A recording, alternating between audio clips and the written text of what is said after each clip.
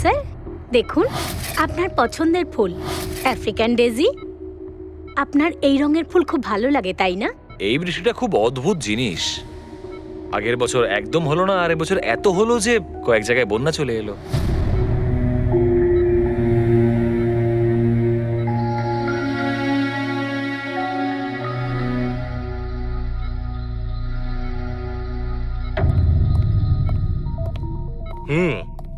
বাবা, তোমার এই স্টুডেন্টরা তাদের ভালোবাসায় তোমাকে বিগড়ে দিচ্ছে খালি, তাই না?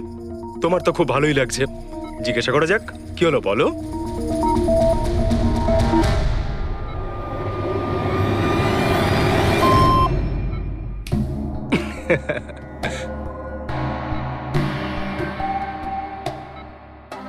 আরে এগুলো তো ময়লা কাপড়, তাই না? দিন, এটা আমাকে দিন।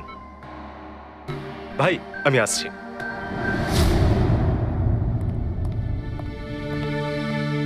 স্যার এখন কেমন আছেন?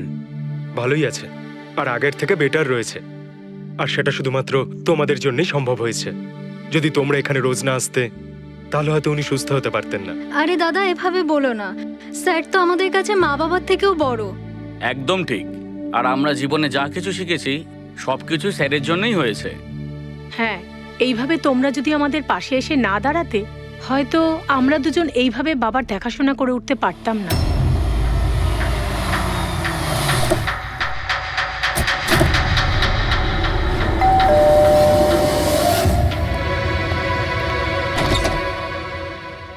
সন্দীপ আঙ্কেল, নমস্কার আঙ্কেল। নমস্কার। ভালো আছো? তোমার বাবা কেমন? ভালো আছেন, খুব ভালো আছেন। বাহ, বেশ কথা। দেখো, ওর জন্য এটা এনেছিলাম।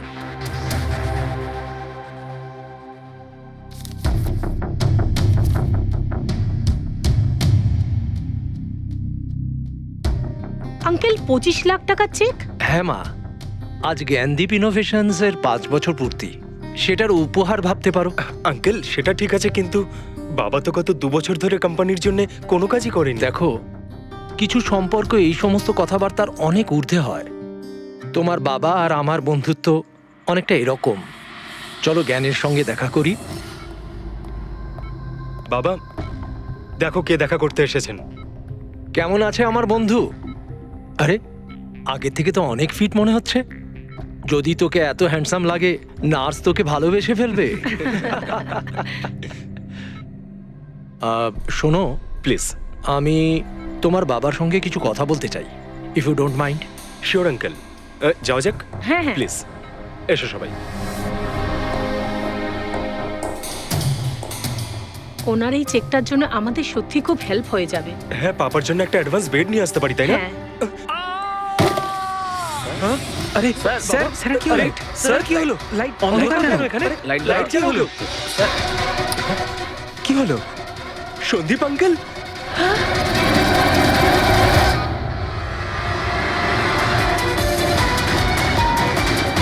I think he is dead. Gyan sir, আপনি ঠিক আছেন তো? এই ছুরিটা ক্যান্সারের হাতে?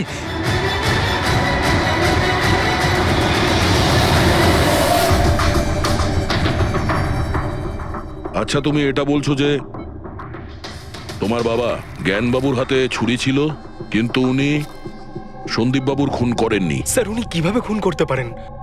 2 বছর ধরে তো উনি প্যারালাইজড। ওনার সিএলআইএস হয়েছে। Complete locking syndrome. হ্যাঁ স্যার, এই পরিস্থিতিতে শরীরের কোনো অংশই কাজ করে না, এমনকি চোখের পাতা পর্যন্ত পড়ে না। ওনার প্যারালাইসিস হলো কি করে? স্যার 2 বছর আগে বাবার একটা অ্যাক্সিডেন্ট হয়েছিল। অদ্ভুত ব্যাপার। 2 বছর আগে ওনার অ্যাক্সিডেন্ট হয়েছিল, তখন থেকে উনি বিছানায়। তাহলে ওনার হাতে ছুরি এলো কি করে? স্যার, এটা অসম্ভব। খুন জ্ঞান স্যার নয়, অন্য কেউ করেছেন। আরে কিন্তু ছুরি তো ওনার হাতেই ছিল। হয়তো খুনি এই কাজটা করেছে। তার মানে হলো এই রুমে জ্ঞানবাবু আর সন্দীপবাবু ছাড়া আরো কেউ ছিল? না স্যার, আমরা সবাই তো নিচেই ছিলাম। হ্যাঁ স্যার, আর ঘরে তো আর কেউ ছিল না স্যার। তার মানে তুমি এটা বলতে চাইছো যে এই খুন জ্ঞানবাবু করেছেন? না স্যার, আমি সেটা বলতে চাইনি। তুমি কি বলতে চাইছো? সন্দীপ তাহলে নিজেকেই ছুরি মেরেছে, আর মারা যাওয়ার আগে ছুরিটা ওনার হাতে ধরিয়ে দিয়ে যায়? হ্যাঁ, আবার এমন নয় তো যে জ্ঞানবাবুর কোনো শরীর খারাপই নয়, শুধু অ্যাক্টিং করছেন? স্যার আপনি এসব কি বলছেন? যেটা আপনি শুনলেন যদি আপনার কোনো আপত্তি না থাকে আমরা আপনার বাবাকে আরেকবার চেক করতে চাই। করুন আপনি। আমরা কি মিথ্যা বলছি নাকি? দেখে নিচ্ছি।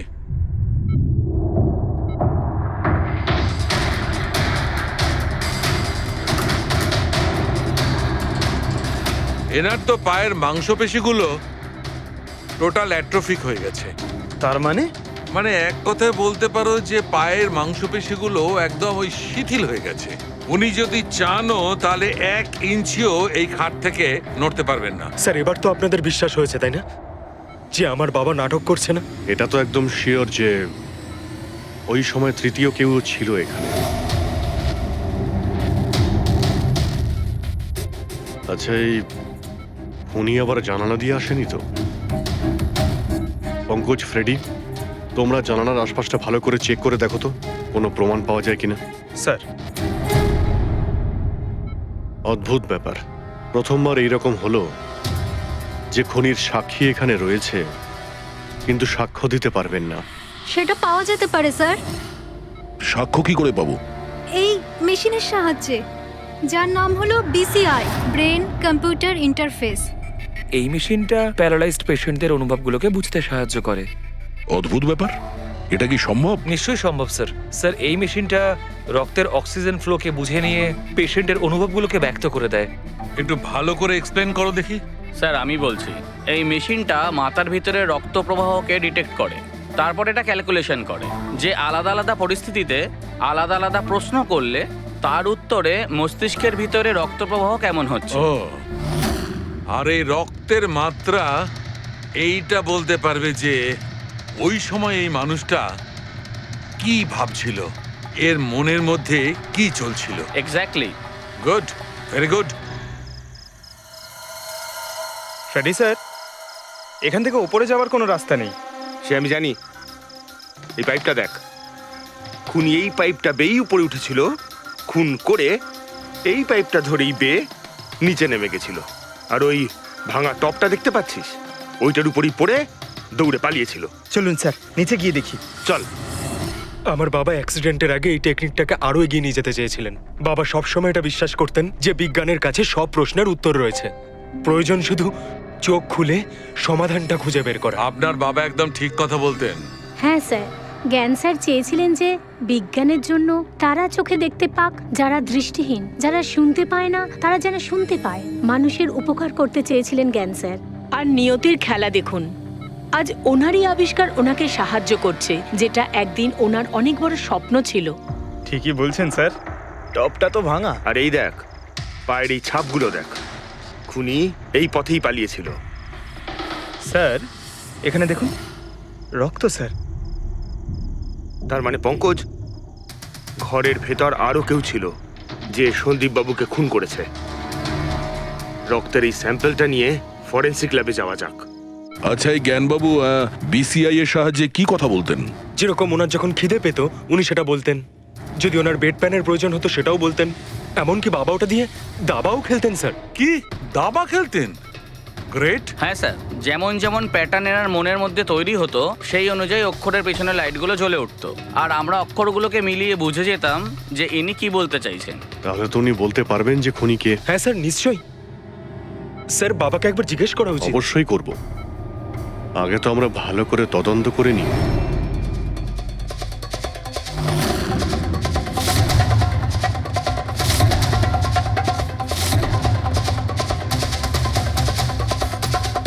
সারিকা, ছুরির মধ্যে কিছু পেলে?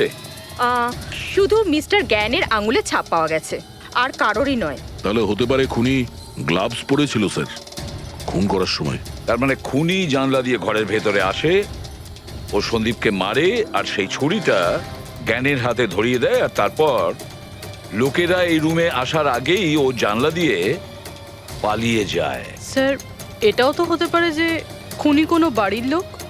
না পূর্বী, রুমে যতগুলো লোক ছিল স্যার, তাদের কারোর শরীরেই চোট বা আঘাতের চিহ্ন ছিল না স্যার। আর ওই শুকিয়ে যাওয়া রক্ত, ওটা কোনো বাইরের লোকেরই। একটা কথা বুঝতে পারছি না দয়া, যদি খুনি বাইরের লোক হয় তাহলে এটা কি করে জানলো যে সন্দীপ জ্ঞানের সঙ্গে দেখা করতে আসবে? 10 মিনিট আগে সন্দীপ পৌঁছে যায় আর তারপর ওর খুন হয়ে যায়। স্যার, এমন মনে হচ্ছে যে হতে পারে এই খুনি সন্দীপ বাবুকে ফলো করছিল, আর যখন সন্দীপবাবু তার পুরো দিনের শিডিউল বানাচ্ছিল, হতে পারে কোনোভাবেও জেনে গেছিল যে বিকেল বেলায় সন্দীপবাবু জ্ঞানবাবুর সঙ্গে দেখা করতে যাচ্ছেন। সে ঠিক আছে, কিন্তু এরা দুজনেই সন্দীপ আর জ্ঞানবাবু কথা বলবে সেটা কি করে জানলো? স্যার, এটাও হতে পারে যে খুনি জানতো না, আর যেহেতু ও ওকে ফলো করছিল, যেই সুযোগ পেয়েছে রুমে ঢুকে ওকে মেরে দিয়েছে। দয়া, নিশ্চয়ই ওর সঙ্গে কোনো শত্রুতা ছিল এই সন্দীপের ওপর, সেই জন্যই তো খুনি পিছু না ছাড়েনি। আর বস, যার সঙ্গে এই সন্দীপ বাবুর শত্রুতা ছিল তার প্লাস্টিক অ্যানিমিয়া ছিল। ও আচ্ছা, এই জিনিসটা আসলে কি স্যার? পঙ্কজ, এটা একটা খুব রেয়ার ডিজিজ। এই অসুখটা খুব কম লোকের হয়। এতে মানুষের বোন ম্যারো আর বোন ম্যারো স্টেম সেলস ধীরে ধীরে নষ্ট হতে থাকে। রক্তের লোহিত রক্তকণিকা, শ্বেত রক্তকণিকা আর প্লেটলেটস সব ধীরে ধীরে নষ্ট হতে থাকে। যদি এই রোগটা রেয়ার হয়, তাহলে খোঁজ নেওয়া খুব একটা কঠিন হবে না যে শহরে কতজন লোক আছে যাদের এই ধরনের রোগ আছে। এই প্লাস্টিক অ্যানিমিয়া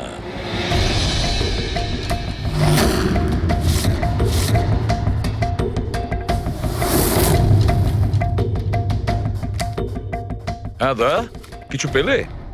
হ্যাঁ স্যার, এই শহরে সব মিলিয়ে ৪৫ জন লোক আছে যারা এই রেয়ার অসুখে ভুগছে স্যার। তাদের মধ্যে ১৬ জন তো দেশেই নেই। তার মানে বাকি রইল ২৯। তাদের মধ্যে ১৪ জন এমন লোক আছে যারা বয়স্ক, মানে উঁচু ব্যালকনি থেকে লাফাতে পারবে না। বাকি রইল ১৫। তাদের মধ্যে ৭ জন বাচ্চা আছে যাদের বয়স ১২ বছরের কম। তাহলে বাঁচলো ৮ জন। হ্যাঁ স্যার, আর ৮ জনের মধ্যে তো ৪ জন এমন আছে স্যার যারা অনেক বেশি মোটা স্যার। এই দেখুন, ও এরা না ওই ব্যালকনিতে উঠতে পারে না লাফাতে পারে। অসম্ভব স্যার। তার মানে দয়া, আমাদের কাছে সাসপেক্ট ৪ জন। ৪ জন সাসপেক্ট। হ্যাঁ স্যার। নাম কি তাদের? স্যার, লীলা, রমেশ, সুনীল আর হেমন্ত। নীলা, রমেশ, সুনীল আর হেমন্ত। রবি, স্যার, একটু দেখো তো আমাদের ক্রিমিনাল ডেটাবেসে কোনো পুরনো পাপি কিনা।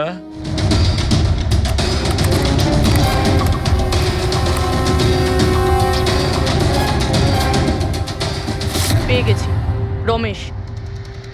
চুরি, ছিনতাই, তাছাড়া লোকেদের মেরেওছে। থাকে কোথায় সে? সরোজনগর চল। নিয়ে এসে একে।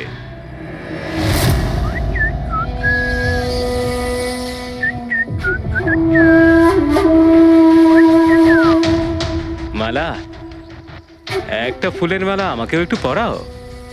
আচ্ছা বলো, বিয়ে কবে করছো? বিয়ে? আর তোকে? আমার এতটাও খারাপ সময় আসেনি যে তোকে বিয়ে করতে হবে। কেন? তুই এতটাই খারাপ দেখতে যে তোর বাড়ির আয়না ভয় পেয়ে যায় তোকে দেখে।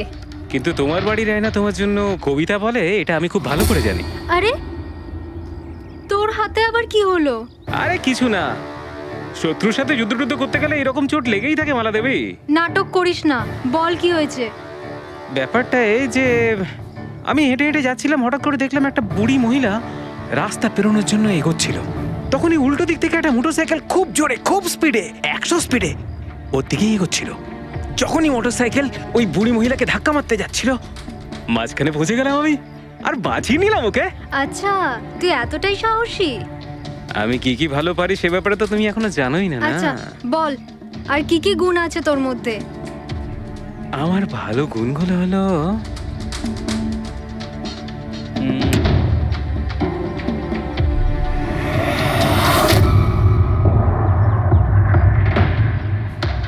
কি হলো? তোর মুখটা ভয়ে এভাবে ফ্যাকাশে হয়ে গেল? মালা, মালা আমাকে একটু একটু একটু লুকোতে দে। আরে মালা লুকোতে দে। লুকোচ্ছিস কেন? আরে মালা, আরে কেন লুকোচ্ছিস তুই? এটা কি করে দিলি তুই? আমার সব ফুল নষ্ট করে দিলি। স্যার, এ তো সেই।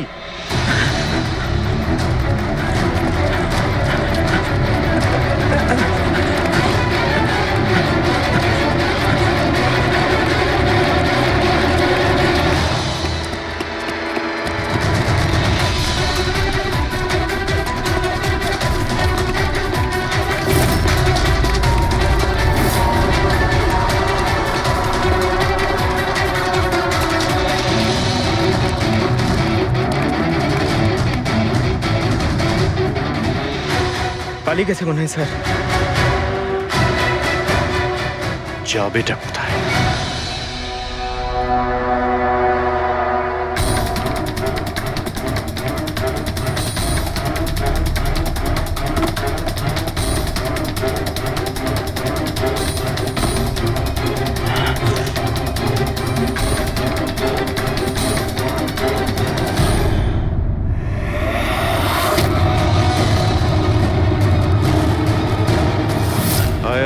তোরই বাড়ি এটা? দৌড়াচ্ছিস কোথায়? হ্যাঁ, সিআইডি থেকে পালানো তো সহজ নয়। আমার একটা গুণ আছে, যখন আমি রেগে যাই তখন অপরাধীর খারাপ সময় শুরু হয়ে যায়। এর তো খারাপ টাইম শুরু হয়ে গেছে স্যার। এসব কোথা থেকে নিয়ে এসেছিস? হ্যাঁ, আনিনি স্যার, নিজে বানিয়েছি। এই মেশিনটা তুই বানিয়েছিস? দেখে তো মনে হচ্ছে চাও ঠিক করে বানাতে পারিস না, মেশিন বানিয়েছিস। কোথা থেকে চুরি করেছিস? না স্যার, আমি চুরি করিনি। শুধু চুরি করিসনি, খুনও করেছিস তুই। খুন? কার sir? D117 MG road, Sundarnagar. এখানে গেছিলি তো তুই? তোর হাতে আঘাত লেগেছে না? তোর এই রক্ত আমরা ওখানে পেয়েছি। আমার ছিল না স্যার। তোরই ছিল। তুই যে হসপিটালে ট্রিটমেন্ট করিয়েছিলি সেখানেই ম্যাচ করে গেছে। মাঝার কোনো রাস্তা নেই? না, সোজা ফাঁসি। চুরির জন্য ফাঁসি দিয়ে দেবে? চুরি নয়, খুন, সন্দীপের খুন। না স্যার, আমি কোনো খুনই করিনি। আমি তো শুধু ওখানে চুরি করতে গেছিলাম। তুই একে খুন করিসনি? হে ভগবান, কি বিপদে পড়লাম। মায়ের দিব্যে বলছি স্যার, আমি কোনো খুন করিনি। আমি তো খবর পেয়েছিলাম যে ওখানে একটা লোক থাকে যার প্যারালাইসিস হয়ে গেছে। চুরি কোথায় করতে হবে সেটা ভালো করে জেনে নিয়ে আমি ওখানে শুধু চুরি করতে গেছিলাম। আমি ওখানে শুধু এই কারণেই গেছিলাম। আমি তোকে চিনিও না, কেন মারবো? কারণ সন্দীপ তোকে চুরি করার সময় দেখে ফেলে, তাই একটা অপরাধ লুকোতে গিয়ে আরেকটা করে ফেলেছিস। হ্যাঁ, এই কথাটা সত্যি স্যার, যে আমি ওখানে গেছিলাম আর সন্দীপ আমাকে দেখে চিৎকারও করেছিল। ওর চিৎকার শুনে আমি ভয় পেয়ে গিয়ে পালিয়ে এসেছিলাম। তাহলে তোর লাগলো কি করে? এটা যখন সন্দীপ চিৎকার করলো তখনই লাইট চলে গেছিল আর অন্ধকারে আমি নিচে লাফালাম। ওই লাফাতে গিয়ে চোট লেগে গেছে। ওই রুমের মধ্যে তুই ছাড়া সেই সময় আর কেউ ছিল না। তুই খুন না করলে কে খুন করবে? না স্যার, আমি ছাড়া অন্য কেউ ছিল ওখানে। কে?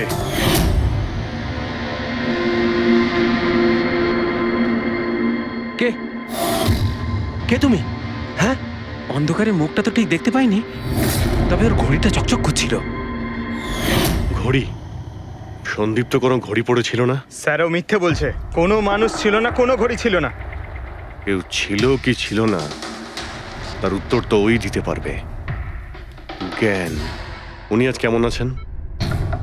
স্যার আগের থেকে বেটার, কিন্তু আজকে কিছু জিজ্ঞাসা করতে চান ওনাকে? শুরু করি। শিওর স্যার, কিন্তু আপনারা যা জিজ্ঞেস করতে চান একটু স্লোলি জিজ্ঞাসা করবেন স্যার, যাতে উনি আপনাদের এক একটা শব্দ বুঝতে পারেন স্যার। হ্যাঁ, জ্ঞানবাবু, এ রমেশ, এ একজন চোর। যে রাতে সন্দীপ বাবুর খুন হয়েছিল ও এখানে চুরি করতে এসেছিল। ও বলছে যে সেই রাতে এখানে অন্য কাউকে দেখেছিল।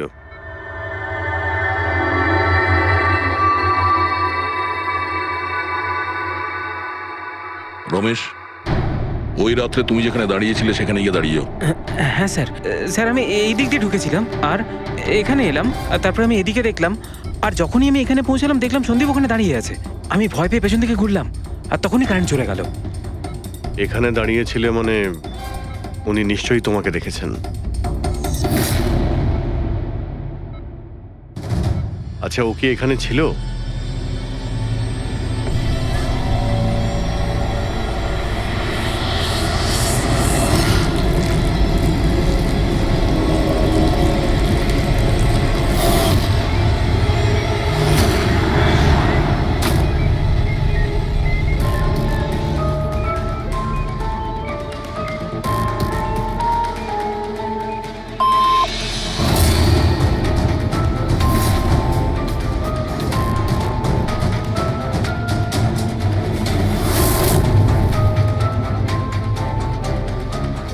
আচ্ছা, রমেশই কি খুন করেছিল?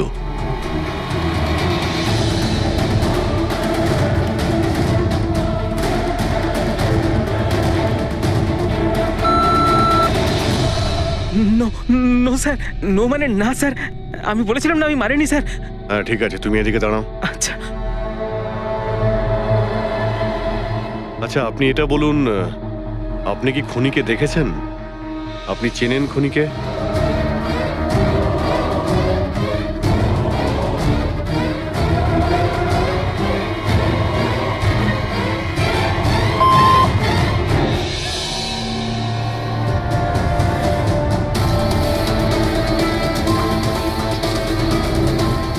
আচ্ছা, খুনি এই মুহূর্তে এই রুমে আছে?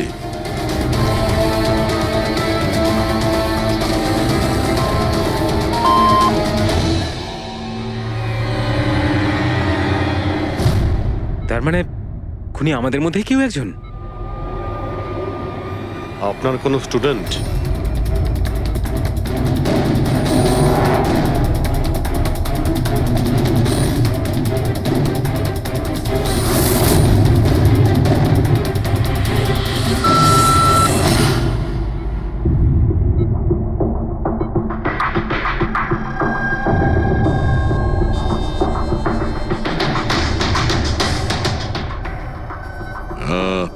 নার্স কিংবা ওয়ার্ড বয়? এসবের মধ্যে আপনারা আমাকে কেন টানছেন? আপনি যদি কিছু করেই না থাকেন, আপনি ভয় পাচ্ছেন কেন?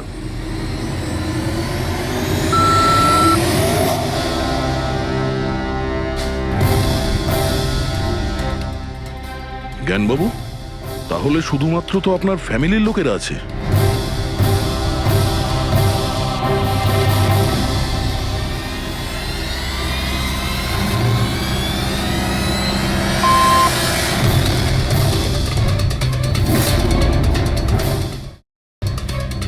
বাবা, তুমি এসব কি বলছো? হ্যালো, রিল্যাক্স, ওখানে দাঁড়িয়ে থাকো। যাও, ওখানে দাঁড়িয়ে থাকো। আচ্ছা, এটা বলুন, আপনার ছেলেই কি খুনি?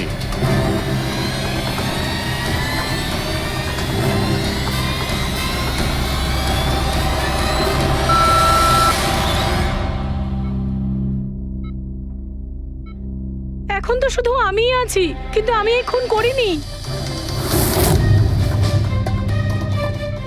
জ্ঞানবাবু, আচ্ছা জ্ঞানবাবু, রিনা খুনি?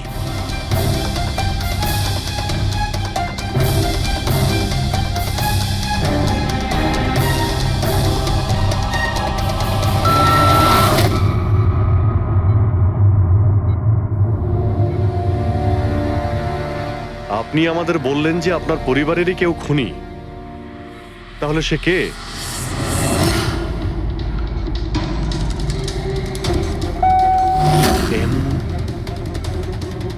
এম? আপনাদের মধ্যে কার নাম এম থেকে শুরু হয়?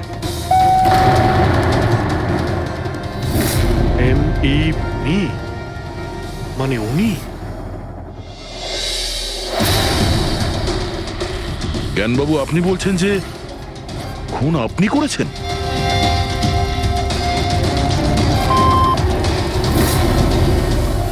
বুঝতে পারছি না ইনি কেন আমাদের সঙ্গে এরকম খেলা খেলছেন। কালকের কাগজে হয়তো আসবে যে সিআইডি নাকি খুনের অপরাধে এমন লোককে অ্যারেস্ট করেছে যে নাকি প্যারালাইসিস হয়ে পড়ে আছে 2 বছর ধরে। খুনি নিশ্চয়ই জ্ঞানবাবুর আশেপাশের কেউ। উনি ওকে বাঁচানোর চেষ্টা করছেন, জানি না কেন। সমস্ত অভিযোগ উনি নিজের মাথায় নিচ্ছেন। যদি সে আপন কেউ হয় তাহলে সেই ছুরি ওনার হাতে কেন দিতে যাবে? অন্য কারোর হাতে দিত, যাকে সহজেই বিশ্বাস করা যেত। আর কারোর ওপর যদি দোষ চাপানোরই হয়, তাহলে জ্ঞানবাবু ওকে বাঁচাচ্ছেন কেন, যখন এই সন্দীপ বাবু ওনার খুব ভালো বন্ধু, ভাইয়ের থেকে? এটাই তো, সব থেকে বড় বন্ধু, ভাইয়ের থেকেও বড় বন্ধু। কিছু তো একটা গোলমাল আছে। এ কি সত্যিই বন্ধু নাকি শত্রু? জ্ঞানবাবুর ছেলে বলছিল সন্দীপ বাবু ওনাকে 2 বছর ধরে টাকা পাঠাচ্ছিল, ওনার অসুখের সময় ওনার পাশে ছিল। তার উপরে স্যার, ঘটনার দিন সন্দীপ 25 লাখের চেক নিয়ে এসেছিল। ওনার ফ্যামিলি মেম্বার তো এটাই ভাববে যেটা দেখানো হয়েছে। আর সব সময় পর্দার পিছনের খেলাটা অন্য কিছু হয়ে থাকে, অন্য রকম হয়ে থাকে। কিন্তু স্যার, পর্দার আড়ালের সত্যিটা তো শুধুমাত্র জ্ঞানবাবুই জানেন, আর উনি তো সত্যি কথা বলছেনই না। জ্ঞানবাবু সত্যি কথা বলছেন না তো কি হয়েছে বস? ওর মস্তিষ্ক তো সত্যি কথা বলবে। আমার জ্ঞানবাবুর মস্তিষ্ক চাই। জ্ঞানবাবুর মস্তিষ্কটা এনে দাও, তারপর দেখবে তুড়ি মেরে খুনির কাছে পৌঁছে যাব। ডক্টর সালুকে, এটা কি ধরনের ডিমান্ড করলেন আপনি? কারণ মস্তিষ্ক কি করে নিয়ে আসা সম্ভব? কেন হবে না ফেডরিক? এই কেসে ওনার মস্তিষ্ক তো ওকে এনে দিতেই পারি আমরা। কেননা গত 2 বছরে ওনার মস্তিষ্কে যা কিছু ঘটেছে সব বিসিআই মেশিনে রেকর্ড হয়েছে। এক্স্যাক্টলি বস। আর এই মেশিনে আমাদের বলবে যে জ্ঞানবাবুর সঙ্গে ওর কি আর কেমন সম্পর্ক ছিল। হ্যাঁ পেড্রিক, সব ডেটাগুলো নিয়ে এসো বিসিআই মেশিনের। আর দয়া, স্যার রমেশকে ওনাদের বাড়িতে নিয়ে যাও, আর ওখানে যে কয়জন লোক ছিল সবার ঘড়ি চেক করাও। স্যার এখনো আমাদেরকেই সন্দেহ করছেন? হ্যাঁ, আর ততক্ষণ সন্দেহ করব যতক্ষণ না আসল খুনিকে পাওয়া যায়। কিন্তু জ্ঞান স্যার তো বলেই দিয়েছেন আমরা সবাই নির্দোষ, তাও আপনারা।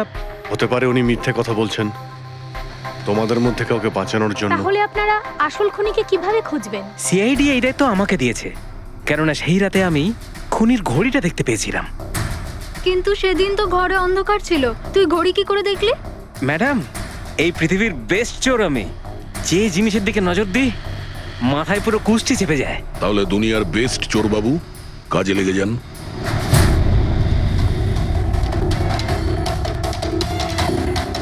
সস্তা, টেকসই, সুন্দর, 11,000 টাকা। না, এ নয়।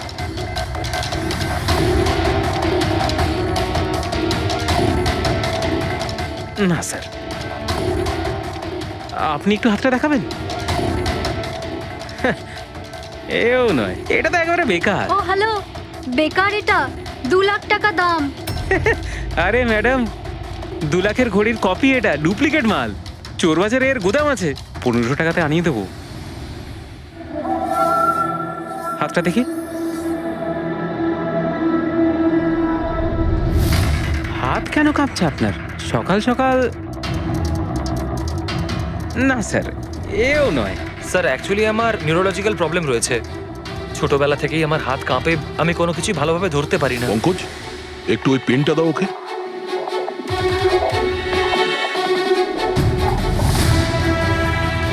ঠিক করে ধরবেন আপনি।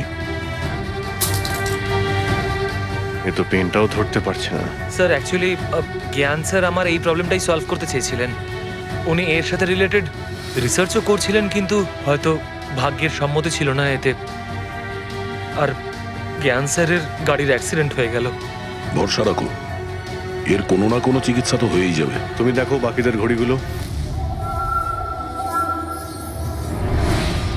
না স্যার, এদের মধ্যে কারোর ঘড়িই নয়। কারোর কাছেই নেই? হতে পারে খুনির কাছে একের থেকে বেশি ঘড়ি আছে। ওই দিন ও যে ঘড়িটা পড়েছিল আজ ওটা পড়েনি। হায় ভগবান, আপনি এখনো সন্দেহ করছেন?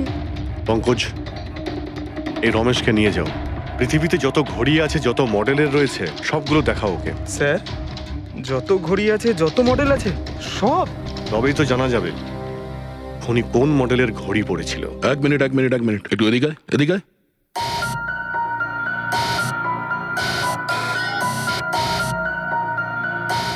এই নাও,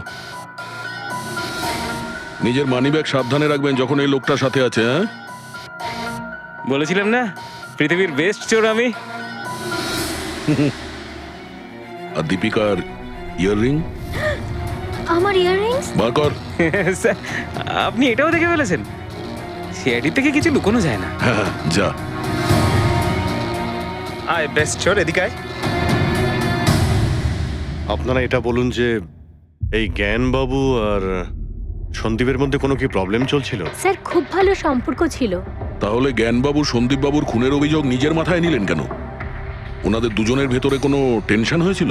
না স্যার, কোনো টেনশন তো ছিল না, কিন্তু একটা বিষয় নিয়ে তর্ক হচ্ছিল। অ্যাক্সিডেন্টের ঠিক আগে ওনার বিসিআই মেশিনটা একটা পয়েন্টে এসে আটকে গেছিল, আর কোনো রকম সলিউশনও পাওয়া যাচ্ছিল না। এই জন্য জ্ঞান স্যার সবসময় বিরক্ত থাকতেন আর খুব রাগও করতেন। হ্যাঁ স্যার, যখন সন্দীপ আঙ্কেল বাবাকে বলেছিলেন যে আপনি চিন্তা করবেন না, দেখবেন সব ঠিক হয়ে যাবে, তখন বাবা ওনার উপরও রেগে গেছিলেন।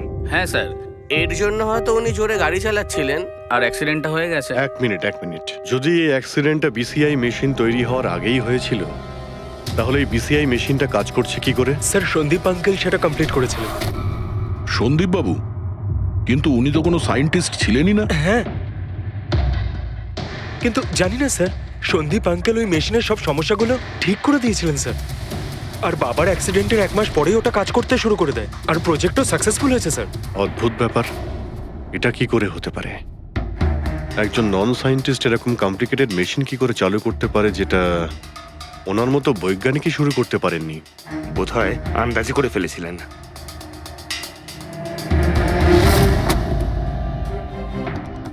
মাই গড, গত 2 বছরে এত ডেটা বেরিয়েছে ওনার একার? হ্যাঁ বস, আর এই পেপারগুলোর প্রত্যেকটা জায়গা খুঁটিয়ে খুঁটিয়ে ভালো করে দেখতে হবে যে সত্যিটা কি ছিল যেটা জ্ঞানবাবু আমাদের থেকে লুকোতে চাইছেন। এক একটা শব্দ, এক একটা অক্ষর জুড়ে তার প্যাটার্ন বানিয়ে দেখতে হবে। চলে এসো, সবাই মিলে কাজ করি। সবাই চলে এসো। ফ্রেডি,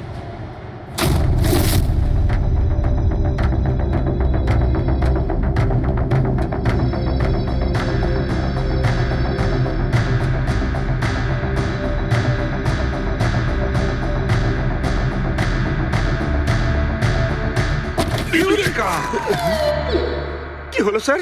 কি পেলেন? জানতে পারা গেছে যে আসলে ওই রহস্যটা কি, আর এই রহস্যে আছে একটা ভিলেন। জানতে পেরেছি যে জ্ঞানবাবু কিভাবে একটা একটা অক্ষর জুড়ে এই ঘটনাটাকে ব্যাখ্যা করেছেন। অক্ষর, অক্ষর থেকে তৈরি শব্দ, আর শব্দ থেকে তৈরি বাক্য, সেন্টেন্স। না জানি কত সময় লেগেছিল ওনার পুরো ঘটনাটা, পুরো সত্যিটা এভাবে বলার জন্য। হ্যাঁ বস, কম করে 6 মাস। আর সেটা তখন শুরু হয়েছিল অ্যাক্সিডেন্টের ঠিক আগে। আজকের পর থেকে এই কোম্পানিতে তুমি সাইলেন্ট পার্টনার, আর তোমার লাভ শুধুমাত্র 5% হবে, আর তার থেকে বেশি তুমি 1 টাকাও পাবে না। ও ওকে ওকে ওকে ওকে, আমার মনে হচ্ছে তোমার এই প্রজেক্টটা কমপ্লিট হয়ে গেছে আর তুমি সফল হয়ে গেছো। হ্যাঁ হ্যাঁ, আমি সফল হয়ে গেছি, কিন্তু আমি এই মেশিনটা গরিবদের জন্য বানিয়েছি, মানবতার জন্য বানিয়েছি, তোমার মতো লোভী মানুষদের জন্য বানাইনি। আজকের পর থেকে আমরা একসাথে কাজ করব না। আমি যাচ্ছি, কফির জন্যে বৌদিকে ধন্যবাদ জানিয়ে যাচ্ছি।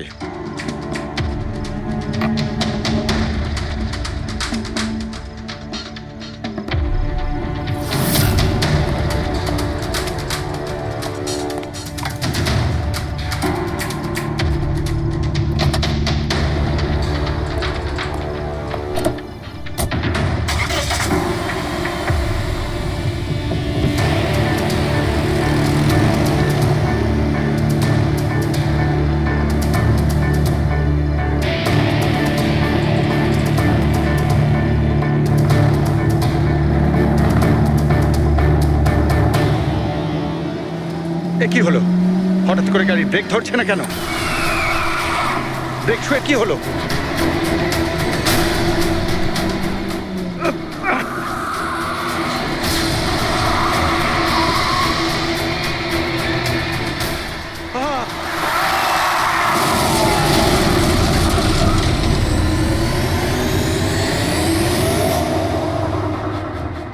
এবার বুঝতে পেরেছো আমাকে ঘাটানোর পরিণাম?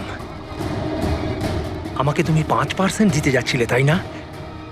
এবার দেখো, আমি তোমাকে 5% দেব সারা জীবনের জন্য। তার মানে সন্দীপ যে বন্ধুত্বের নাটকটা করছিল আসলে ও মুখোশ পড়া শয়তান ছিল। আর স্যার, যদি পুরো ডেটা এই কাগজে লেখা থাকে তার মানে হলো জ্ঞানবাবু এই কথাটা নিজের মনে রাখেননি, কাউকে না কাউকে সন্দীপবাবুর আসল উদ্দেশ্যটা বলেছেন।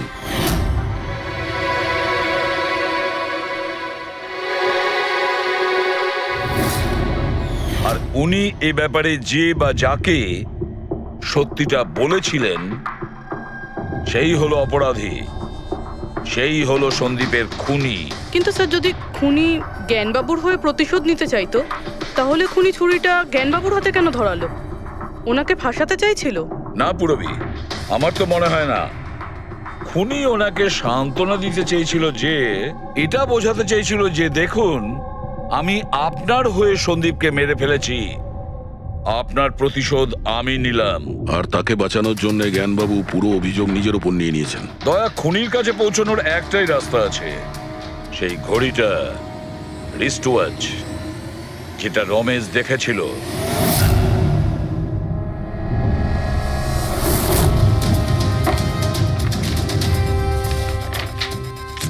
আরে ভাই তাড়াতাড়ি কর, এত সময় নেই আমাদের কাছে। পঙ্কজ, আরে দেখছি তো কি আমি। হচ্ছে? স্যার, কি হলো রমেশ, মজা আসছে কি না? যথেষ্ট স্যার, আমি হাত জোড় করছি, আমি আর ঘড়ি দেখতে পারবো না। 10,000-এর উপর ঘড়ি আমাকে দেখানো হয়েছে, আমার মাথা ঘুরছে স্যার। যতক্ষণ না ঘড়ির মডেল খুঁজে পাচ্ছিস ততক্ষণ বাড়ি যেতে দেবো না তোকে। স্যার স্যার, এই, কি স্যার, আমাকে করছিস? ক্ষমা করে দিন স্যার।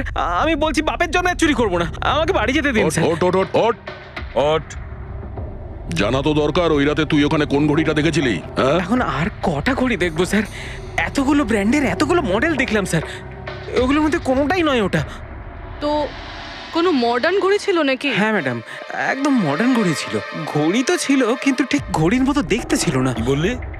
মডার্ন ঘড়ি ছিল অথচ ঘড়ি নয়? হ্যাঁ। ঘড়ি দেখেছিস তো? ড্রয়িং করাতে পারবি? ঠিক আছে পুরবি, একে দিয়ে স্কেচ বানাও। স্যার, হ্যাঁ স্যার এইটা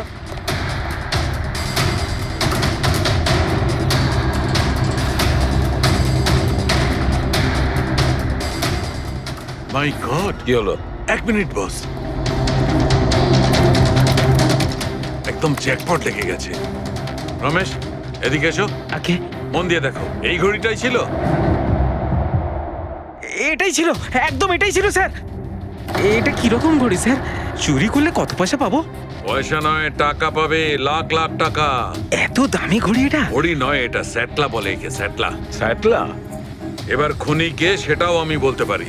কে এই খুনি? সে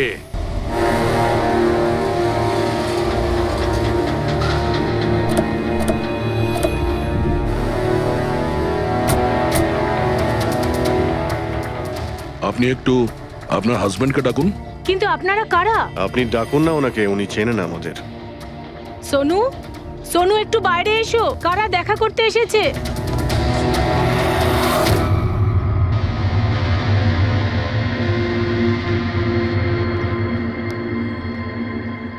আপনারা এখানে কি ব্যাপার? এমনি এখান দিয়ে যাচ্ছিলাম, তাই ভাবলাম যে দেখা করে যাই। আমি এরকম কথা আগেও শুনেছি। দেখা করে যাই না, তোমাকে গ্রেপ্তার করে নিয়ে যাই। গ্রেপ্তার? কিন্তু কিসের জন্য? আপনার স্বামী সন্দীপকে খুন করেছে। স্যার, আমি আপনাদেরকে বলেছিলাম তো, এই দেখুন, আমি ঠিক করে জলটাই খেতে পারি না, কারোর মার্ডার কি করে করব? খুন তো করেছো, আর তুমি এই হাত দিয়েই করেছো। কোথায় সেই সেটলা ওয়াচ? হ্যাঁ, ঘড়ি কোথায়? স্যার, আপনারা কোন ঘড়ির কথা বলছেন আমি কিচ্ছু জানি না। এক্ষুনি তুমি জানতে পারবে কোন ঘড়ির কথা বলছি। ফ্রেডি, পঙ্কজ, ঘরের তল্লাশি নাও। পঙ্কজ, উপরে যা, আমি বেডরুমটা দেখছি।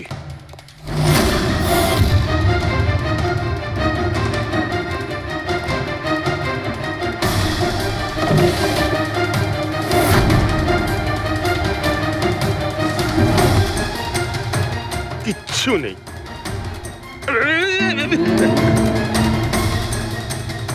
কি ফুটলো? স্যার, স্যার, বালিশটার মধ্যে কিছু একটা আছে। বালিশের ভেতরে?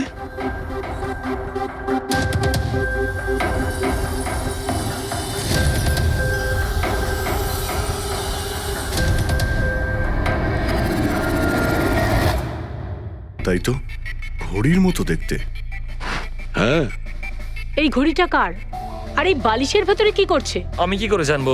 যে দোকানদারের থেকে বালিশটা কিনেছিলাম তারই হবে। পড়ো এটা। স্যার, আমি কারোর ঘড়ি কেন পড়তে যাবো স্যার? তুমি এটা পড়বে নাকি অ্যারেস্ট করবো আমরা? অভিজিৎ, একটা কাজ করি, আগে আগে ঘড়ি পরাই, হাত করা তো নিজের থেকেই লেগে যাবে। হ্যাঁ, নাও ওই ঘড়িটা খোলো। স্যার,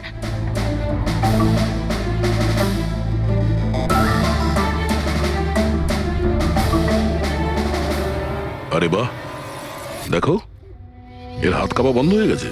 হ্যাঁ স্যার, তো চমৎকার হয়ে গেল, এর হাত কাঁপা থেমে গেল। এটা কোনো চমৎকার নয়, এটা সায়েন্স। এবার দেখো এই ঘড়িটা পরার পরে সোনু কত সহজে খুন করতে পারে।